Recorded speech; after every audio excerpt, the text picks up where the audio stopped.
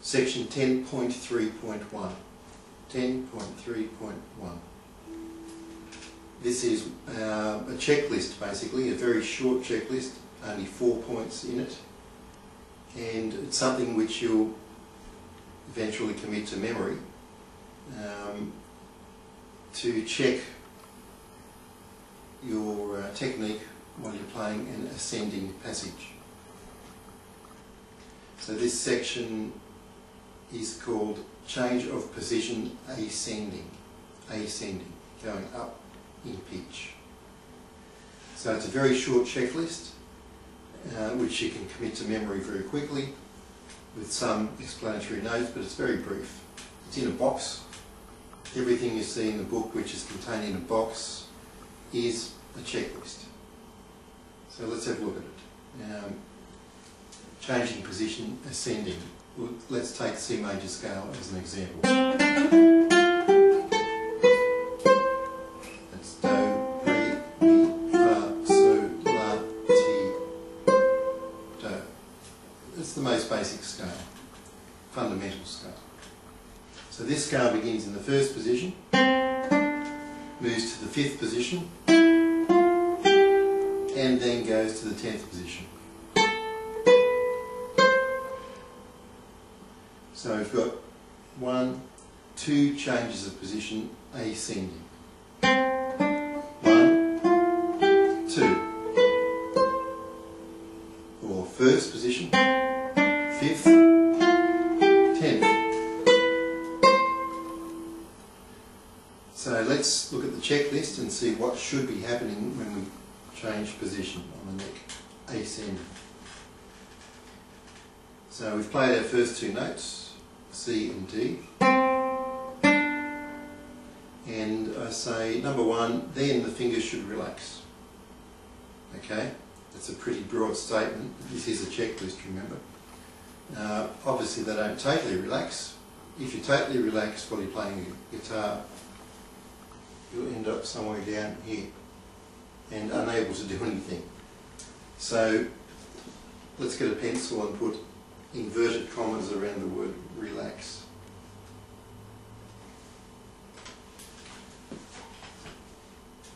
So what do we mean by relax in this instance? We mean they relax enough to not impede the movement of the arm up the string. They still remain in contact with the string. Which brings us to the second point. The arm moves to the new position with the first finger remaining in contact with the string.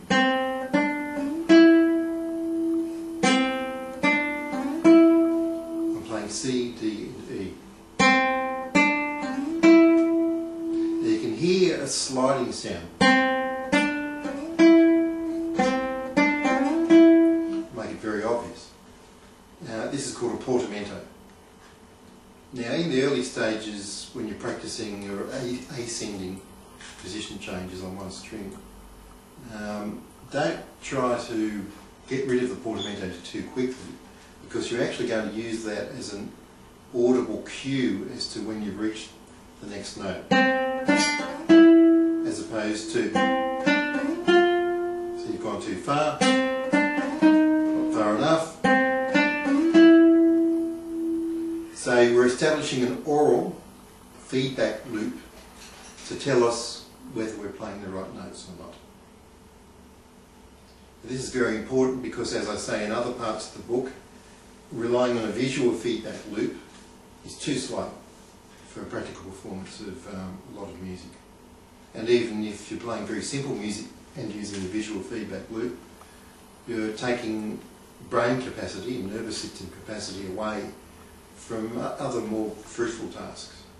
In fact, on these sorts of guitars you'll notice there are no position markers for very good reason. Look at an orchestra. The cellos, the violins, the violas, the double bass, they haven't got dots on their fingerboard or on it, because they learnt several hundred years ago that giving visual aids to hand placement on a string instrument is a bad idea. It slows everything down. So we want to use the ear to tell us when we're in the right position.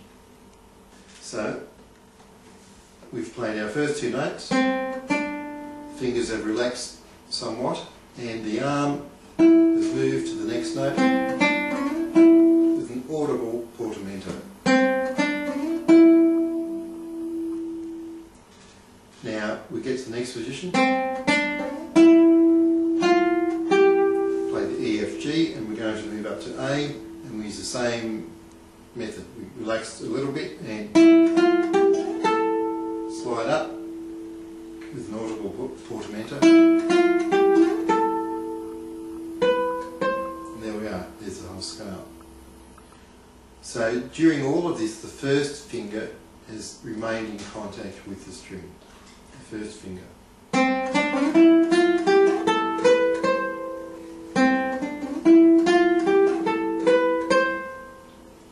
First finger remaining in contact, creating an audible portamento. And as you become more comfortable with it, and as your ear tunes into the position change, of course, that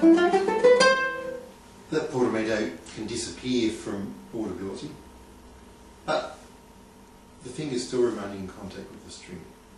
And a very slight portamento, you'll find, not only is it not offensive in melody playing, it actually adds to the vocal quality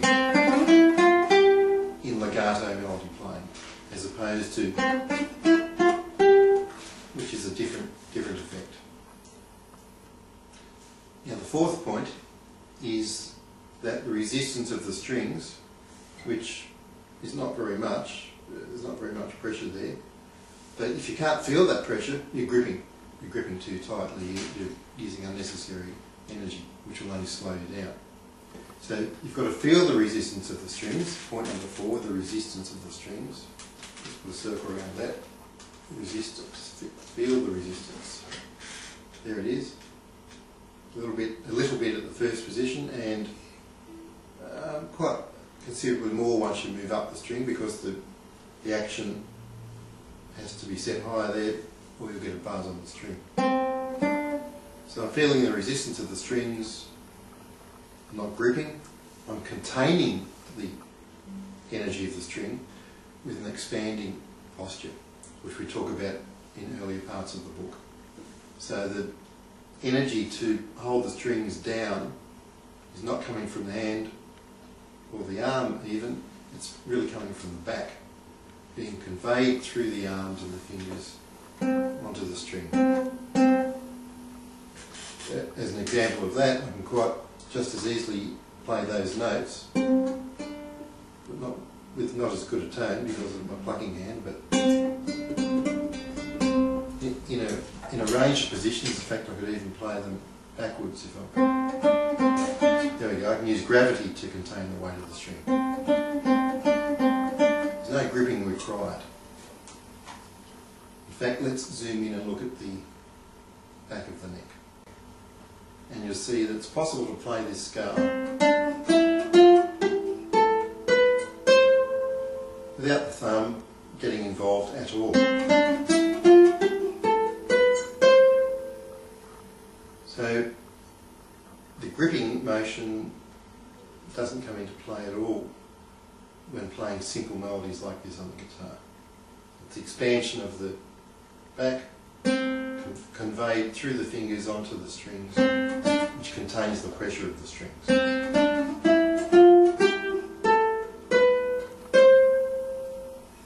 So there you have it, change of position ascending, using the audible portamento to help us find the new position on the neck.